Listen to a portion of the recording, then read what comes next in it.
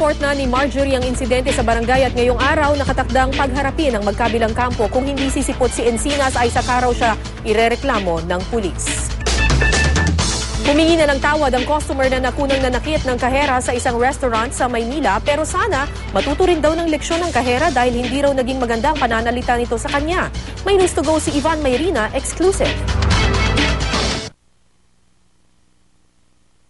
Binuhusan ng tubig, binato ng bote, hinila sa damit, at pinilit umanong pakainin ng pera ang kaherang ito sa isang kainan sa Maynila. Ang mga tagpong yan ang nakunang ginagawa sa CCTV ni John Paul Encinas. Pero ang hindi raw nakuna ng CCTV ay ang naging pananalita at pagtrato ng kaherang si Marjorie Reynaldo bago nagpantingan-tenga ni Encinas. Katwiran ni Encinas, regular daw siyang kumakain sa kainang yun. Kaya ipinagtataka niya kung bakit daw siya kailangan pagsalitaan pa ng masama ng kahera para raw sa 85 pesos na bill. Ate, sandali lang ha. Ay, hindi, magbayad ka na akin ha. Ganyan nga. Kailan ka magbabayad? Ngayon? Bukas? Sa isang taon? Ganyan nga. May mga tao po.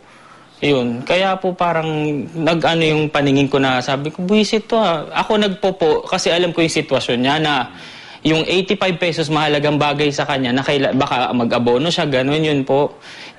Biglang yun nga ang dating. Parang ano yun.